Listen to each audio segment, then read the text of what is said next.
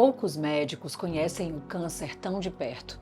O Dr. Jorge Lira, além de cirurgião oncológico e diretor da Sociedade Brasileira de Cirurgia Oncológica, viveu pessoalmente o diagnóstico de câncer em sua filha Helena, quando ela tinha menos de 2 anos de idade. Hoje ele compartilha conosco sua experiência como médico e pai, para ajudar famílias a reconhecer sinais de alerta e compreender melhor o câncer infanto-juvenil.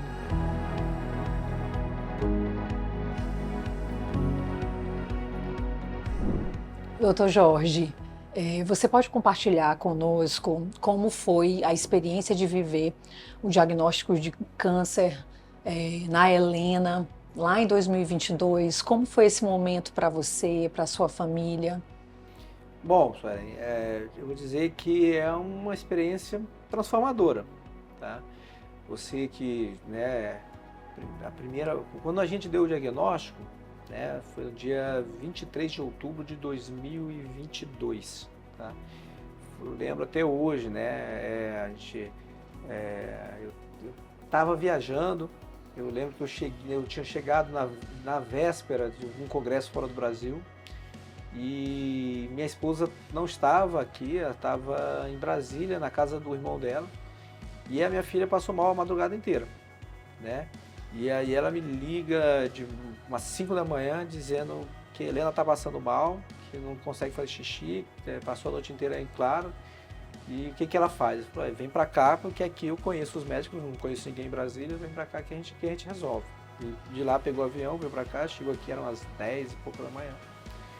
E fui diretamente para o hospital. E foi quando, né, chegando lá, eu já tinha até entrado em contato com um colega cirurgião pediatra, né? E aí, né, quando chegou lá, ele já pediu os exames e quando, né, foi fazer os exames, na época eu não tinha nem me apresentado como médico no hospital.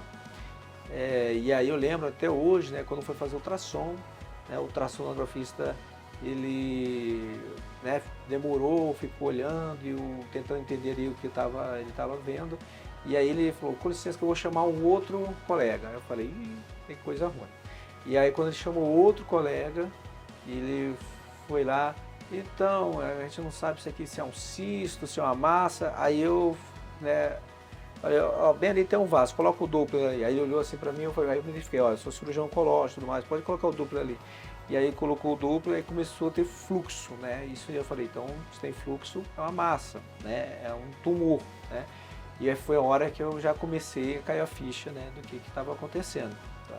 Então, você nesse momento, você começa a achar coisa muito surreal. Porque aquilo ali era o meu dia a dia de trabalho, mas eu estava vendo acontecer com minha filha, né? Então, vou dizer que é uma coisa que você meio que no momento parece que você está dentro de um filme, né? E aí, quando começa tudo e dizer que foi nesse momento que, né, começou todo o tratamento da minha filha.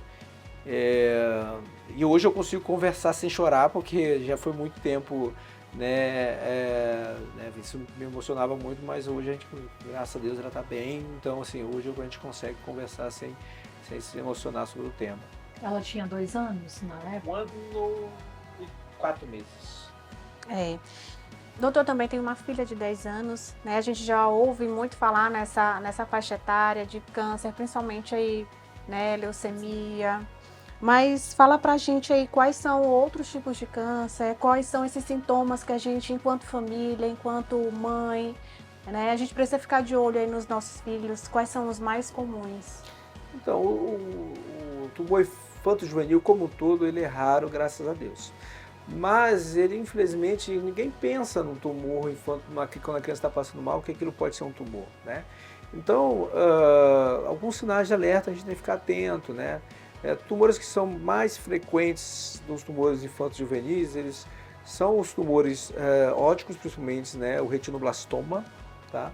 Então tem aquela, né, aquela história do tirar foto, né, da criança com flash, né, com flash, sem ser aquele flash que corta o olho em vermelho, o flash que dá aquele disparo único, porque, né, a paciente que tem retinoblastoma, paciente que tem retina normal, quando dá o flash normal, o fundo de olho fica vermelho. Quando tem retinoblastoma, o fundo de olho fica branco, entendeu? Então, tira a foto e o fundo de olho está branco, isso pode ser um sinal de retinoblastoma, tem que procurar imediatamente, né, um oftalmologista, né, para ele fazer um fundo de olho nessa criança. Uma outra questão é tumores, massas abdominais, né, principalmente tumor renal, ou tumores de reto peritônio, tem um tumor mais agressivo chamado rabdominosarcoma, que pode acontecer.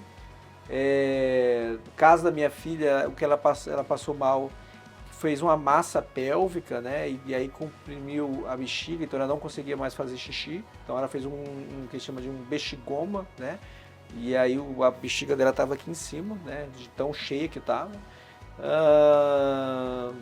Que mais? Leucemias, e a leucemia ela pode se manifestar desde febre, né, e aí uma febre intermitente, até eventos hemorrágicos, né, alguns sangramentos, né, sangramento gengival, alguma questão assim, tá? E né, qualquer tipo de massa de partes moles, né, um outro tipo de tumor, né, que é mais comum em crianças, né, uma criança não tão bebê, né, uma criança um pouquinho maior, são os tumores ósseos, né, osteosarcoma, tá? Então isso, condrosarcoma mais idade, mas o sarcoma de Ewing, tá? Então são os sarcomas ósseos que são mais frequentes em crianças, adultos jovens, né? Então tendo essas... E aí geralmente a história é clássica, né? O menino foi jogar bola, aí tomou uma pancada no local e levou a mão no fêmur, né? Que é o local mais comum é o fêmur distal. E aí ele sentiu ali um caroço, e aí ele, eu me machuquei no futebol, mas na verdade não foi o futebol que machucou ele, só a pancada ali que fez ele perceber que tem ali um caroço. Doutor Jorge, como que a Helena lidou com esse momento, né, durante todo o tratamento dela, e o que mais você e a Joyce aprenderam com ela? Então, a criança, na verdade, a gente tentou sempre, né, que a criança ela não entende, né, o que está acontecendo ali, né, então a gente sempre tentou trazer para ela sempre um conforto, carinho, dizer que ela estava sempre ali protegida, pela gente, porque querendo ou não,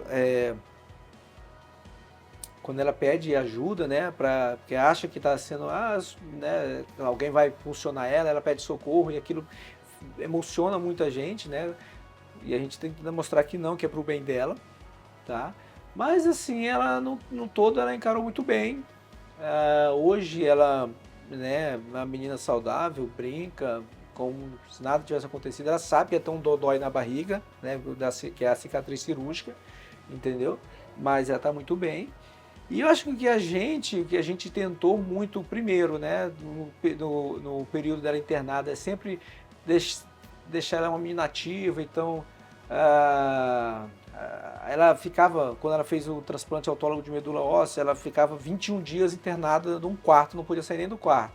Então, minha esposa se mudava para o quarto com as 3 malas, porque um era só de brinquedo, né, ela, né, e brinquedos, e tentou sempre trazer brinquedos educacionais, formas de tentar socializar ela, para que ela não tivesse o menor impacto possível socialmente falando, né? Que isso nos preocupa muito, né? Como pais, de ela ficar, às vezes, né, socialmente falando, com outras crianças aleijadas, mas hoje ela interage muito bem. E a gente, nós, como, não só como pai, mas como ser humano, né? A gente, eu digo que como médico, eu sou um médico muito melhor hoje, né? Porque hoje eu entendo tudo que o meu paciente está passando, né? Então, eu acho que a gente, como médico, a gente tem que... A empatia, ela é essencial na oncologia. Quem não tem empatia está na profissão errada, entendeu? Porque quando uma pessoa com câncer adoece, não é só a doença, é toda a família adoece junto, né? Então, é vô, é vó, é tio, é tia. Então, a pessoa tem que... às vezes o paciente, a família está ansiosa e a gente tem que ter uma complacência maior, né, com a ansiedade daquela pessoa, tá? A gente tem que, né, câncer não é só ser técnico, a gente tem que saber acolher, né? Acolher o paciente, acolher, né, a família, porque o que eles vão enfrentar ali não é uma corrida de 100 metros, é uma maratona, né? E falando um pouco sobre sinais de alerta, né, para outras famílias, que medidas práticas, né, os pais eles podem tomar aí desde a gestação ou nos primeiros anos de vida dessa criança para tentar reduzir o risco de câncer infanto-juvenil? No câncer infanto-juvenil, a gente sabe que existe um componente genético maior, né? Então, se a pessoa sabidamente tem uma história familiar positiva, sim, é interessante passar. Hoje nós temos, né, oncogeneticistas, temos até oncogeneticista, graças a Deus, hoje pelo SUS, aqui em São Luís, né, na UFMA, tá? Então, no Hospital Universitário. Então, passar, né, por um especialista para que ele possa fazer todo um estudo da árvore genealógica, né, um heredograma para a gente ver se tem alguma predisposição maior. Infelizmente, tem outros casos que a gente pode fazer esse mapeamento e a gente não consegue identificar essa tendência, porque às vezes é um caso índice da família, às vezes é uma mutação em algum gene de forma isolada que não teve um componente hereditário, né, que isso pode acontecer. Então, acho que o importante, sabe, é qualquer coisa que está fugindo da normalidade, né? No caso da minha filha, por exemplo, né, ela começou a ficar. O primeiro sintoma que depois a gente retrospectivamente analisando foi que ela começou a ficar constipada, sabe? Ela, né, porque ela começou a ficar com o intestino preso e ela fazia muita força para fazer cocô, muita força, entendeu? Será que isso é normal? Será que não tem que fazer um exame? Tá? Então, às vezes, a gente, né, o que está fugindo da normalidade, procurar um especialista e se possível, fazer algum exame, né, para ter um exame complementar, né, não só exame físico, para tentar, né, elucidar aí, ou afastar o pior, né? Doutor Jorge Lira, a gente estava comentando antes aqui, né? Você é um cirurgião, sempre foi um cirurgião oncológico de excelência, e depois de viver essa experiência, se tornou um cirurgião extraordinário, porque traz esse olhar que só quem vive uma situação como essa consegue acolher e entender mesmo o que se passa do outro lado, né? Então, muito obrigada por compartilhar não só seu conhecimento, mas a sua experiência de vida com a gente. E aqui a gente entende que quando se fala em tratamento oncológico, o acolhimento, a empatia e o cuidado, eles caminham juntos. Então, ninguém precisa passar por isso sozinho. Muito obrigada, Dr. Jorge Lira. Se você é pai ou mãe, compartilhe esse vídeo. Ele pode ajudar outras famílias.